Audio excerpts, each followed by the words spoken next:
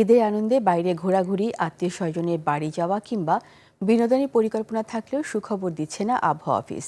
পূর্বাভাস বলছে ঈদের দিন সকালে সন্ধ্যায় ঢাকায় হবে বৃষ্টি, বইবে ঝোড়ো হাওয়া। হবে রাজশাহী, ময়মনসিংহ, সিলেট এবং খুলনায়ও। রংপুর ও চট্টগ্রামে হতে পারে বজ্রসহ বৃষ্টি। বিস্তারিত জানাচ্ছেন সুমাইয়া খান। কয়েকদিন ধরেই সারা দেশে বৃষ্টি হচ্ছে। ঈদের দিন আবহাওয়া কেমন থাকবে এ নিয়ে তৈরি হয়েছে শঙ্কা। সুখবর নেই আবহাওয়ার পূর্বাভাসে। আবহাওয়া অফিস বলছে ঈদের দিন সকালে ও সন্ধ্যায় ঢাকায় বৃষ্টি হবে, বইতে পারে ঝোড়ো হাওয়া। ঢাকার কথা আলাদাভাবে বলি, সেক্ষেত্রে ঢাকায় আগামীকালকে সকালে একটা হালকা বৃষ্টির সম্ভাবনা রয়েছে, তবে বিকেলের দিকে অথবা রাতের প্রথম দিকে মাঝারি থেকে ভারী বর্ষণের একটা সম্ভাবনা রয়েছে। রাজশাহী, ঢাকা, ময়মনসিংহ, খুলনা ও সিলেট বিভাগের অনেক জায়গায় হালকা থেকে মাঝারি ধরনের বৃষ্টি কিংবা বজ্রসহ বৃষ্টি হতে পারে।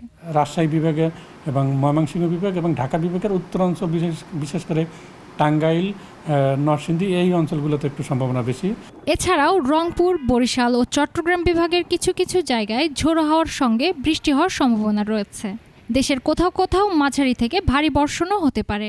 আগামীকালকে 28শে মে ঈদুল আজহার দিনে সারা দেশে বৃষ্টিপাতের সম্ভাবনা রয়েছে, তবে দেশের দক্ষিণাঞ্চলে উপকূলীয় জেলাগুলোতে বৃষ্টিপাত তুলনামূলক কম সম্ভাবনা, যেমন খুলনা বিভাগের দক্ষিণাংশ এবং বরিশাল বিভাগ ও চট্টগ্রাম বিভাগের দক্ষিণাংশে, এই তিনটা এরিয়াতে বৃষ্টিপাতের সম্ভাবনা কিছুটা কম। তবে দিন ও রাতের তাপমাত্রা প্রায় অপরিবর্তিত থাকবে। মোটামুটি ভালো অবস্থায় আছে, ফলে নদীবন্দর সময়ের কোনো সতর্কতার সংকেত নেই। সুমাইয়া খান, 21শে টেলিভিশন, ঢাকা।